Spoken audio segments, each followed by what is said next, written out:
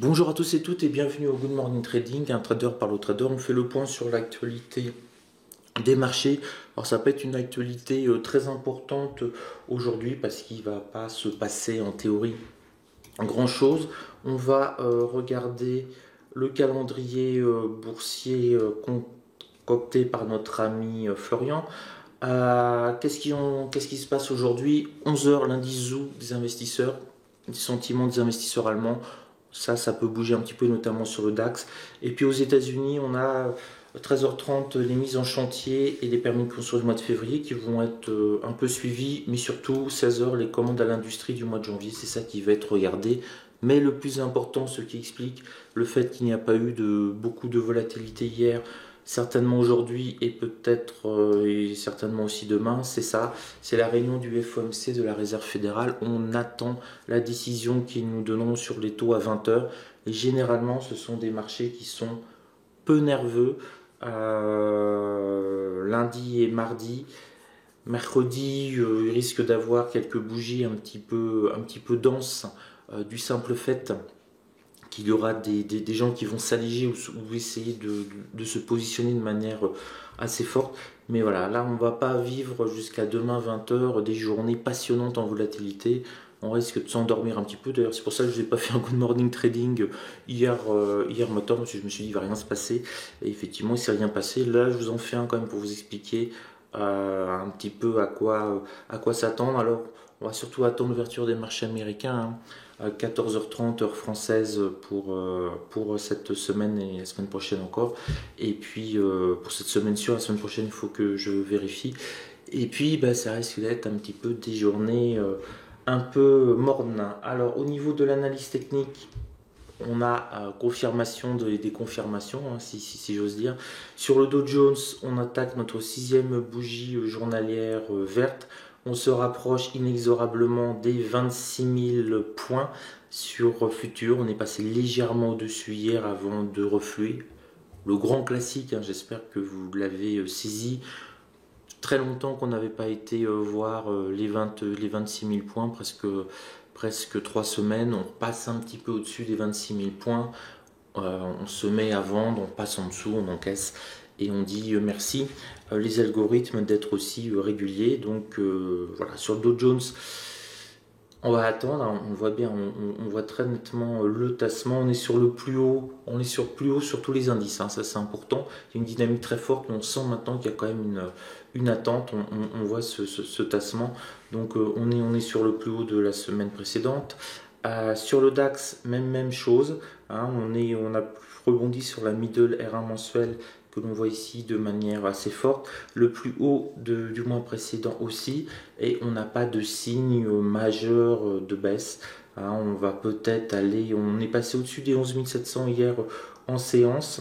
J'avais en ligne de mire les 11 750, mais on n'a pas été jusque là, hélas, hein, vous voyez, on a eu à 11 738, donc j'ai pas reçu mon alerte pour me mettre éventuellement à shorter sur la résistance 1 mensuelle. Et vous voyez, à ce niveau là, sur les 11 008, il manquait 50 points, bon bah tant pis. Si on revient sur le pivot hebdomadaire, ça peut être intéressant puisque ça a été les deux zones de rebond de vendredi dernier, donc il y aura peut-être une petite réaction.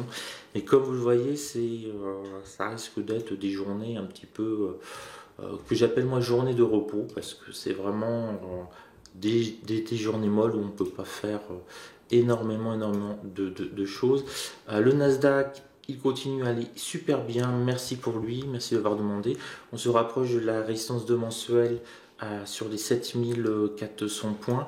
Moi, c'est la zone des 7500 qui pourrait m'intéresser pour donc encore, s'il prend encore 1,5-2%, là on pourra peut-être avoir un début de reflux éventuellement. Et sur le CAC 40, eh ben, écoutez, il se porte plutôt bien.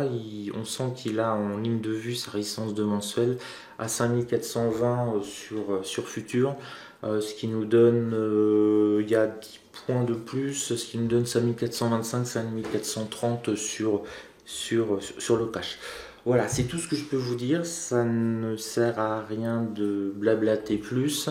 On attend le FOMC. Ça peut se mettre à bouger si Donald Trump nous fait un petit tweet. Si on a des nouvelles sur un accord commercial entre la Chine et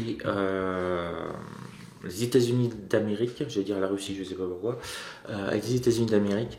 Et puis voilà, bah, ça fait partie du job de trader. On va mettre les alertes sur des niveaux qui nous paraissent importants. Et puis on va attendre. On va attendre. Si on les touche pas, on les touche pas, c'est pas grave. Et puis si on les touche, eh ben, il y aura de quoi faire un ou deux petits trades. Donc méfiez-vous surtout du trade d'ennui et du trade d'impulsion par frustration parce qu'on ne trade pas assez. Voilà, j'ai fait un trade de ce type ce matin. Je m'en suis bien sorti fort heureusement. Mais bon, c'est pas, il se passe pas grand chose, hein. Je vais vous montrer, voilà, pour vous montrer, hop, voilà, ma semaine en cours. Rien quoi, hein. J'ai fait deux trades ce matin, hier, un petit trade ce matin. Voilà, j'attends. Mais bon, le but du jeu, c'est que voilà, on continue de monter régulièrement. Le mois est bon, euh, l'année est bonne, même très très bonne. Donc on y va tranquillement. Si pendant 3 jours, bah, on passe pas de trade ou quasiment pas, bah, c'est pas grave parce que on ne perd pas d'argent et c'est déjà le gros objectif des traders, c'est de ne pas perdre d'argent pour en gagner. Sur ce, je souhaite une belle journée de trading, beaucoup de patience surtout parce que ça va être là où tout va se jouer sur la semaine, sur ces 3 jours. Celui qui sera retiré en gain aura été patient, celui qui sera dans le rouge aura été impatient. Voilà, donc beaucoup de patience. Ciao!